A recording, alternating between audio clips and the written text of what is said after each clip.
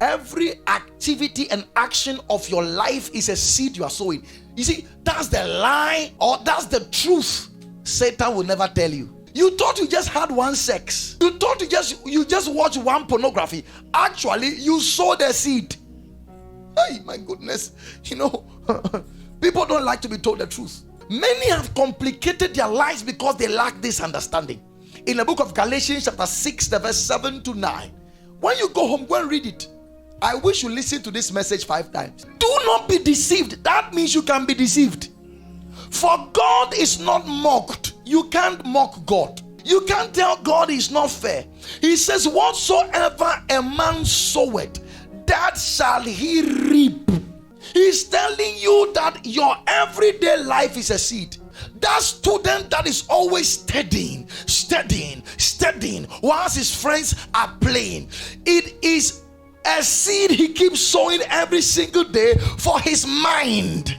In the examination room, whilst others are sweating, he's not sweating, he's more relaxed. You know why? Because the seed he sowed, he's now harvesting it.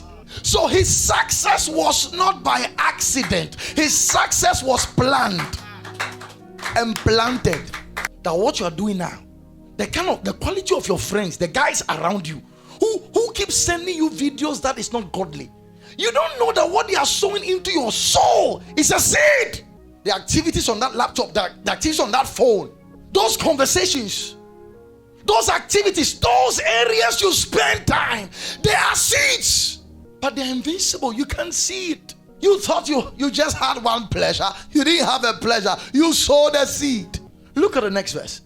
He says, for he that soweth to his flesh shall of the flesh reap corruption, destruction.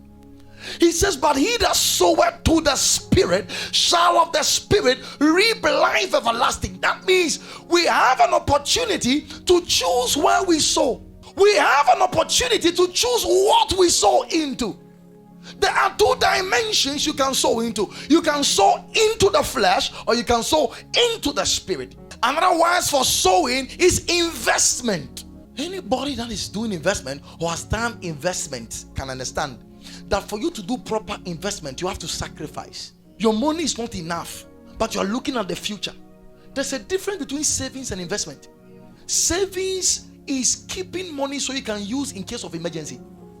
Investments is what you put in place to feed you at a time where you need it and is far advanced in the future. It's for the future. So investments are for future.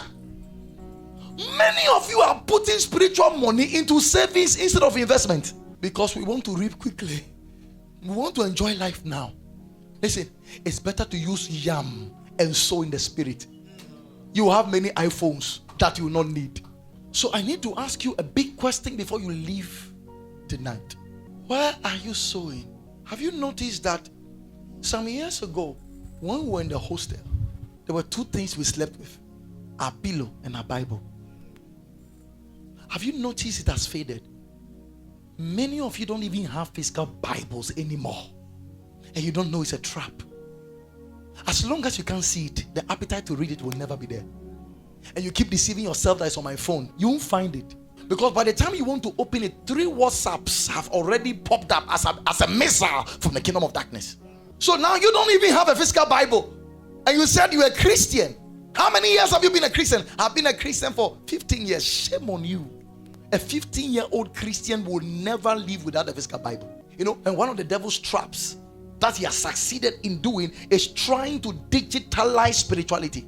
And sometimes it can be very dangerous. Thank God for technology. We now have Bibles on our phones, on our iPads, and whatever it is. But listen to me. If you will learn how to manage it, reduce digitality in spirituality, you will notice you are making advancement. Have a physical Bible where you underline, you rule it. You write some things in that Bible. Have it. Notebooks, diaries. Write in it. Make notes in it. The thoughts of God. Journaling. Write something. Yes. It's a seed you are sowing. Yes. So he says, he that soweth to his flesh, or he that soweth to his spirit. And brother, my sister, why are you sowing? Are you going to keep on watching those season movies all the days of your life, and you shall dwell in the house of the Lord forever and ever? There is something God gave to every Christian. It's called self-control. If you don't know how to use self-control, you are in trouble. That thing called self-control is called self-restraint.